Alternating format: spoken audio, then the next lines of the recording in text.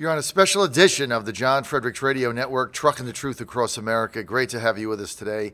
We're live again in Doha, Qatar, and we're at the Ministry of Energy and Industry, and with Your Excellency, Dr. Mohammed bin Saleh Al Sada. Dr. Mohammed is the Minister of Energy and Industry. That's why we're at the Ministry.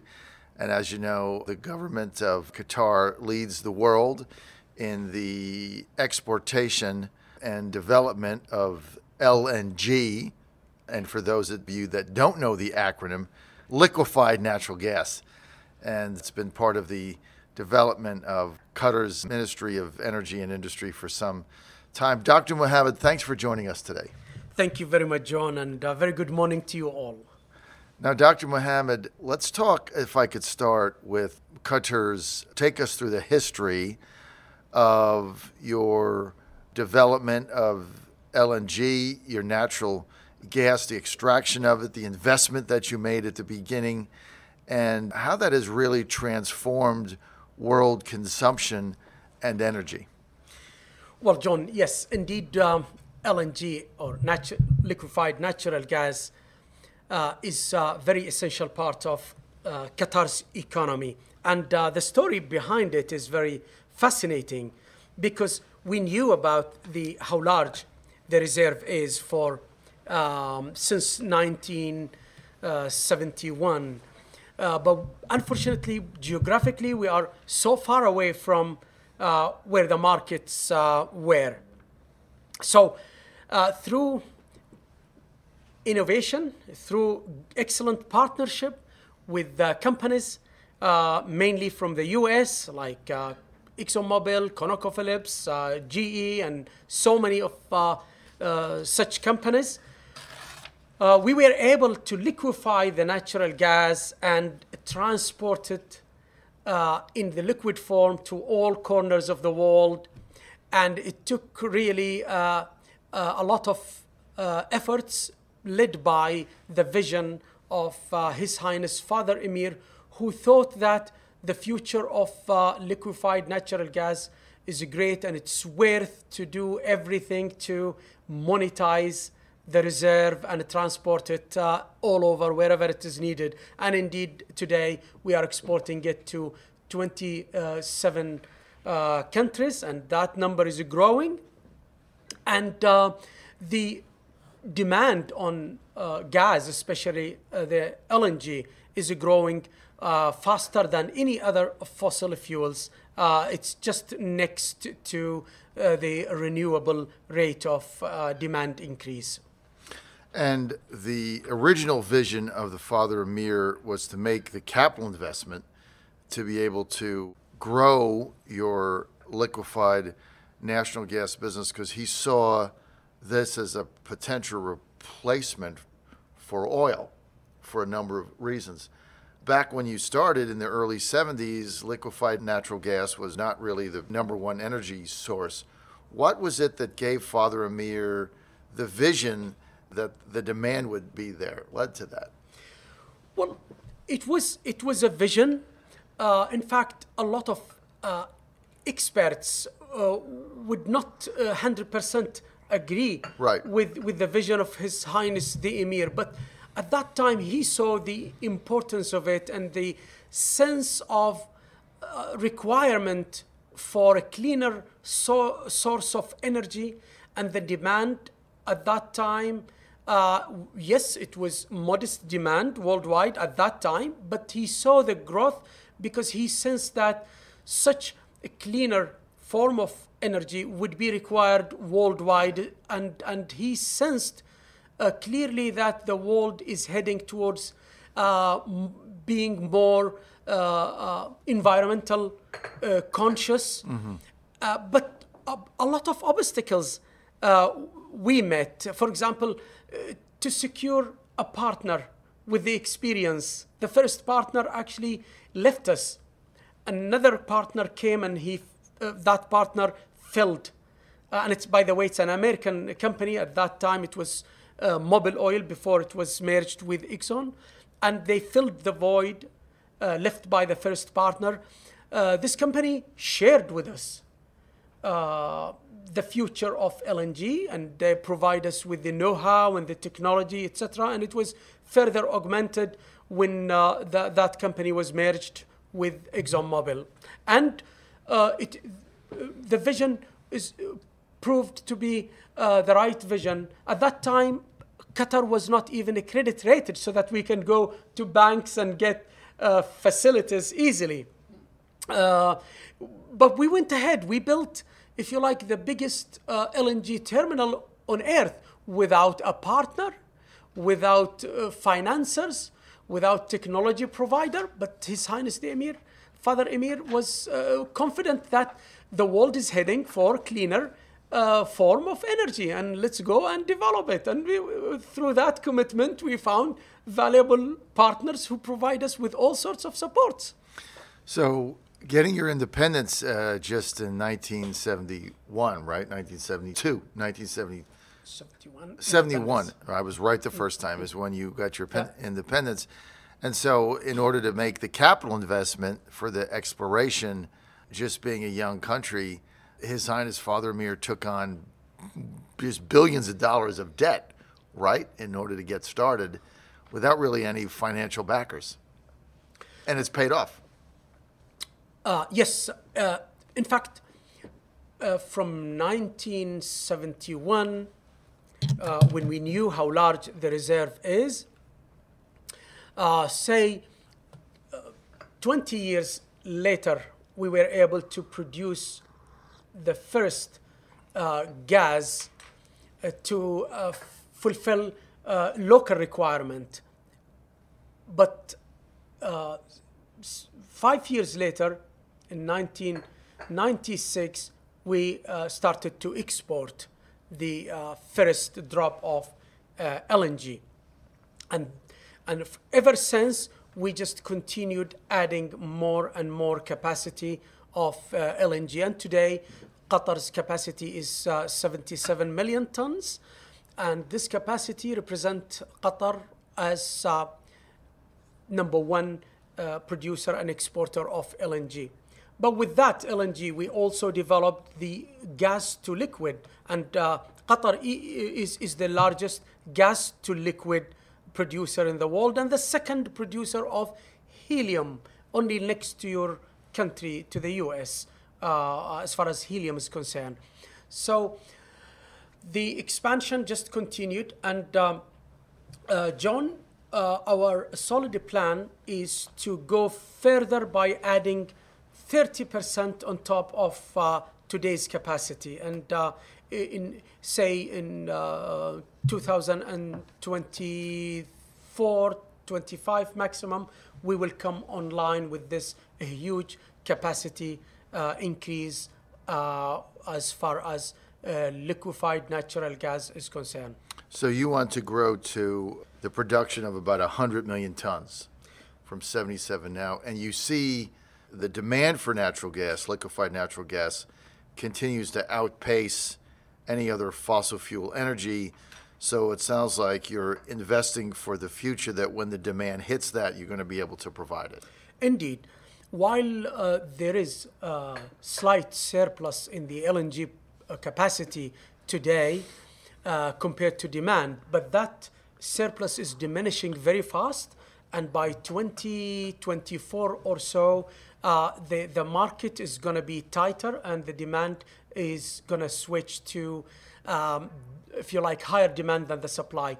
By that time, when we planned it in that fashion, that Qatar will be able to fulfill, if you like, that demand growth. And I think later on, other projects worldwide are likely to come. But if they don't come, there will be a shortage of LNG, because we see and we are following the growth in demand worldwide. And demand is higher than any other fossil fuels at 4.5% annually. But last year in particular was 11% increase.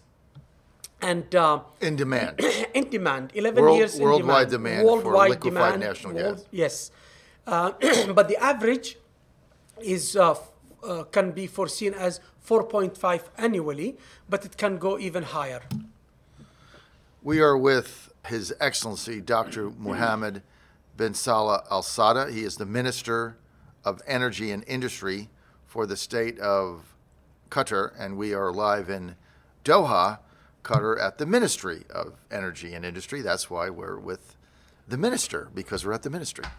Dr. Mohammed, how has this affected your production of liquefied natural gas, and to the extent that you are, how has that affected the oil-producing countries, OPEC? What kind of an impact has it had on them? Well, that increase, you mean, our plan? Yes.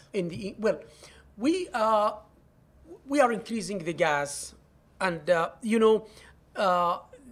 world needs, to be honest with you, the way we look at it here in Qatar, the world needs all sorts of energy available and a little bit more, just in order to secure a reasonable GDP growth for the world. To secure 3% GDP growth worldwide, you need a lot of energy. And I cannot see any form of energy to be dispensed with. Even coal. Coal will still, yes, the growth of coal will be, stopped, or will be no much of a growth in coal, but it is still gonna be there. LNG is growing very fast. Generally, gas is growing very fast. Oil is growing very fast.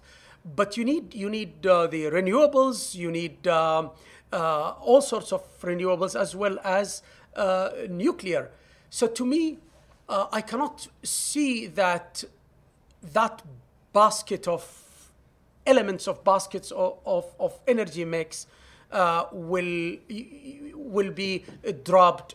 Any of these elements will be dropped. It's just, in fact, ever since humanity starts on this earth, even with this biomass, which is the most primitive form of energy, still used. So humanity did not disregard or discounted any form of energy.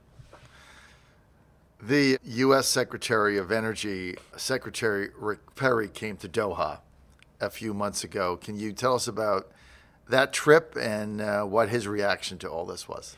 Well, it was probably his first trip to the LNG facilities. Together we went to Ras Laffan, where the biggest center of LNG production and processing facilities on earth. And he was so happy to see the efficient operations there. He saw also the not only the processing facilities, but storage and export facilities. In fact, we enjoyed his company. We had a chance to show him firsthand this massive processing facilities, massive storage and exporting facilities, and how safe and efficient the operations, because we have been producing and exporting for more than 20 years without failing in any single shipment. Even during the blockade, we managed successfully not to miss any single shipment. What is your level of exports of LNG back to the United States? Well, a fantastic story here, because we, together with partners, U.S. partners, believed one day, that's more than 15 years ago, that the U.S. will need a lot of gas. So we started to plan for that, and indeed we went from the planning to implementation, and we built one of the biggest LNG terminal and regasification facilities in the U.S., only to help securing the energy market for the U.S. But what happened, the shale revolution reversed it, and today U.S. itself is potentially one of the biggest LNG exporter in the world. So our commitment to the U.S. was big, and when we thought that the U.S. needs the gas, we went ahead and spent more than $2 billion, and it's still there, immaculate, but it's not operational, just mothballed and maintained. And what we are planning to do is to reverse it and turn it to an export facilities worth of $10 billion of investment, and we are active on that. Luckily, we already obtained all permits, and we are now, if you like, very advanced in the engineering side, and we are moving forward.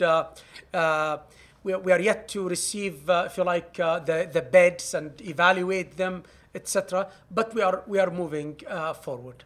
And Your Excellency, Dr. Mohammed, where is that located? What you say was mothballed. Where is that? Sabine Bay in Texas, and that's the location. And the same location, we are turning it to an export facilities. Interesting. The blockade, which was implemented by the three Gulf countries plus Egypt last June, just so our audience knows, if you're not familiar, the blockade of three of the GCC states, Bahrain, UAE, Saudi Arabia, and also Egypt, blocking air travel, shipping, transportation, and the free movement of peoples between those four countries and Qatar. And obviously with the number of export clients that you have buying your LNG, how did you overcome that, and what type of an impact has that had economically? John, in the very initial hours, this is something we did not expect, and we could not even envisage, because we are part of the GCC, and we have, if you like, very, very successful GCC for a number of decades, and we did not expect something like that. However, we were prepared, and our plans, we have general plans, if you like, to respond to any adversity, and we invoked the business continuity emergency plan, and I can tell you successfully, because even we did not have to render to fully justified legally force majeure. We did not do that. Our policy is to do whatever it takes, not to miss one single shipment. We were deprived from facilities in the Gulf. We were deprived from ports. We were deprived from the normal refueling and bunkering and supplies, lines, etc., in an immediate effect. So, but we immediately changed the way we operate. We changed the modus operandi, way of operations, and we opened various supply lanes, and with the support of partners and consumers and international community, support we got from partners from your country, from the US, was excellent support. And through that plan, that support, we have been able to successfully continue the production without missing or delaying any single shipment. It took a lot of effort, a lot of money. We spent a lot of money, definitely, but that was our policy, not to miss any shipment, and not to impair our accepted reputation of being reliable and efficient. And this is what happened, and we will continue that reliability level. In fact, we did not even stop the export of gas to one blockading country, nearby blockading country, and we continued to export gas. Gas is so essential. We don't want actually to leave scars with our in the economic body of our neighbors. We are sure that one day this ordeal is going to be over, and when it is over, we don't want to leave any bad feeling. Although we suffered a lot at all levels, be it economic, political.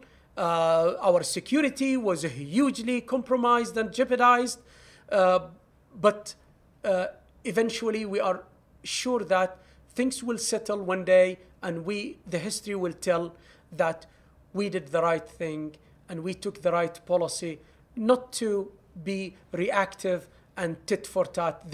Their businesses are most welcome here in Qatar. Their citizens are most welcome. In fact, a lot of them here, and many are being treated here. Many are being educated here. On the other hand, they evicted our students, patients from neighboring countries with immediate effect. It's very harsh steps they taken against us, but that didn't lead Qatar to do the same, because we are sure that going through our way of implementing things, what we believe in is that we should not react same way. Two wrongs will not make one right. Your Excellency, Dr. Mohammed, what is the blockading country who you continue to supply with liquefied natural gas? What of the three countries, who is that? Well, we supply gas through a pipeline, through a project called Dolphin, to United Arab Emirates, and it continued. So you didn't stop that. You continued we did not flow the pipeline to the UAE. Yes, indeed. Even though they're putting out false accusations and fake news and things of that nature. Yes, John. So in your view, Your Excellency, Dr. Mohammed, the state of Qatar took the high road with them, with the idea that eventually this will get solved, and you want to rebuild your relationship, certainly politically and economically, with the three GCC members that imposed the blockade on your country. Well, John, one cannot jump over history, geography, culture. When we talk about the Gulf, Qatar is in the heart of the Gulf.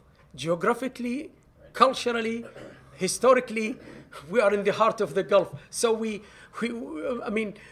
cannot jump on all of these things, and nobody can. In fact, and one day when things are over, history will tell who took the right measure. Some officials in your government have told me that the blockade has actually been economically for Qatar, not for human rights, but economically has actually been a blessing in disguise, because shipping routes have increased 6x. The import levels you have of different things have increased to another 27 countries that you were not doing business with. Prices have gone down. The length of time to get goods into Qatar has gone down dramatically. Prices have gone down. So it's been a benefit to consumers. So there are some officials in your government who are telling me that actually the blockade has made Qatar more economically self-sufficient and stable. And it's been actually, at the end of the day, after you've gone through and spent the money at the beginning, it's actually backfiring on the countries that instituted the blockade. Is that true? You summarized it well, John. In fact, this is a test. We did not call for that test, and we did not expect such a test. But when we were subjected to that test, and the response and the lessons to be learned are a lot. One of them is definitely the economic aspect. Economic aspect was a successful story. In fact, according to the IMF, Qatar grew in 2017 more than the blockading countries. Right. We were blessed that we completed one of the largest, most modern seaport in this region, very timely. And within 6 months or so, 20 27% of the total regional trade volume goes via this port, be it for Qatar or elsewhere. And the potential of increase is going to continue, and the trajectory is going to continue more and more because of this modern infrastructure. We also focused on self-sufficiency. We focused on opening new supply routes. And you know what, John? We learned a lesson that by being more open, diversify supplies is wonderful enterprise. And we think that everybody should try it. It augment both quality and also give you better price by opening up to virtually all over the world and not limiting oneself to, if you like, a single source or a few sources. And that is one of the greatest lessons we learned. Just diversify supplies, open up to the world, and this is what happened, and this is one of the greatest lessons we learned. So, bottom line, economically, for the blockading countries, this has not worked out the way they planned it. It's backfired. It's hurt their economy, helped your economy, yet it continues unabated. Well, I mean, why would this continue when it's proven now after 9 months to be no benefit to the blockading countries? It certainly can't be a benefit to Egypt either, who was in this thing. I mean, why does it continue on?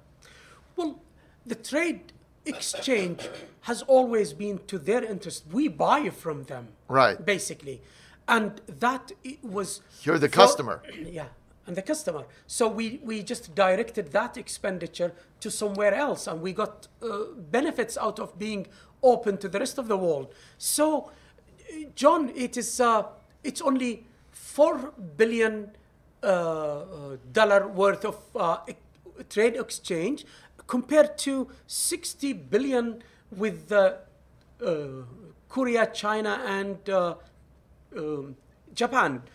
So this represent, if you like, a smaller fraction of our total trade. In your estimation, Your Excellency, Dr. Mohammed, what is the real objective of the blockading countries? It was not economics, obviously, and I'm sure it was not to make students suffer because they can't go back to their countries or freely move about. What, in your estimation, is the real objective of the Saudis, of UAE, and Bahrain? What do they want to see happen with this blockade? What was their objective? Well, our vision here in Qatar is to have a solid, strong GCC bloc. And the vision of Qatar is that the more politically independent these countries are, they can, if you like, nurture ideas together, produce more mature way forward through this debate of different ideas, different approaches to issues worldwide.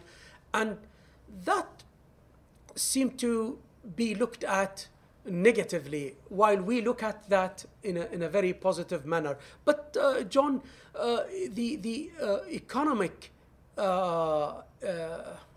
impact on Qatar intended by the blockading countries was very evident, because they immediately, the first thing did was they immediately blockaded all transportation, be it sea, roads, or aviation, 100%. And they took other measures.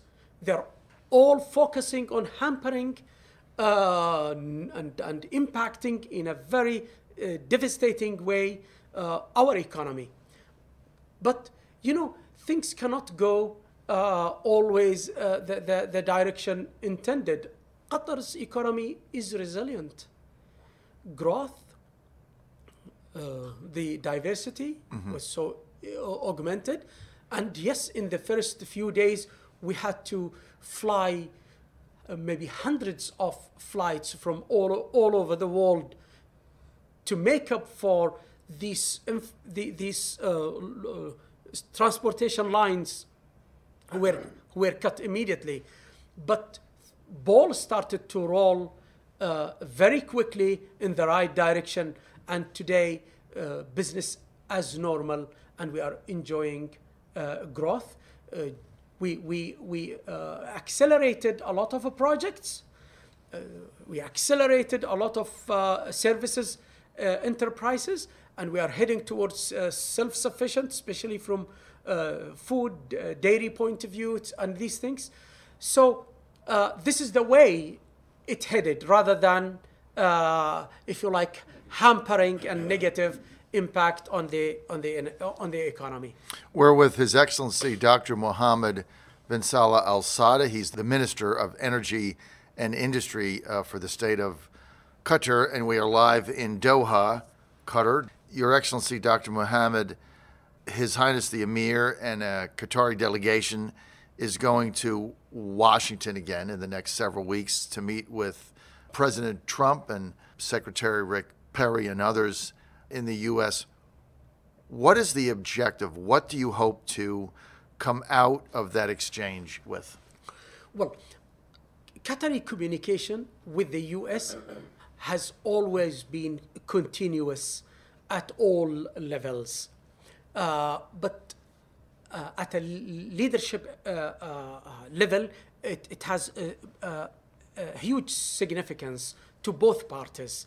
But I can tell you, our coordination with the U.S. government has always been an excellent coordination. We have, at all levels, and the constructive cooperation continued ever since. In fact, ever since we started the diplomatic relations.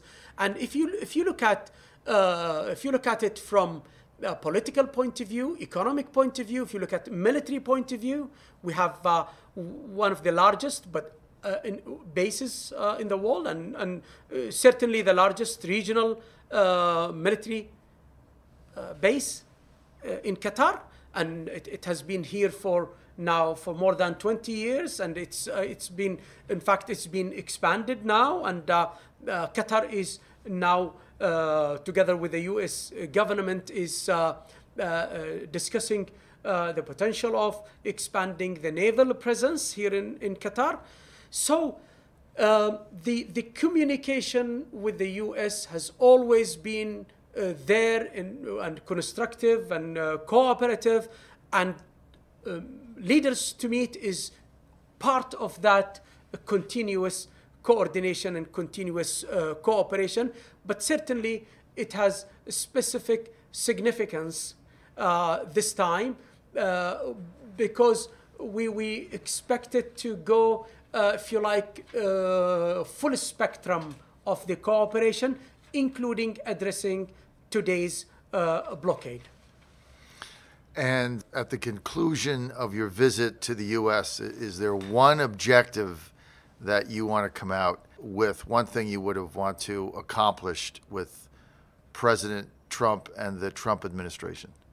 Well, we are sure that our relationship, the solid, which was built on solid foundation, will be augmented hugely after this meeting, and areas like further investment into U.S. economy, our QIA, Qatar Investment Authority, if you like, pledged to spend money there because they are viable investment projects, a lot of them in the U.S. And in fact, they targeted $35 billion, and later on they added $10 billion in the U.S. infrastructure projects. They can also see it very viable projects. All right, we're out of time. I really want to thank you for being with us.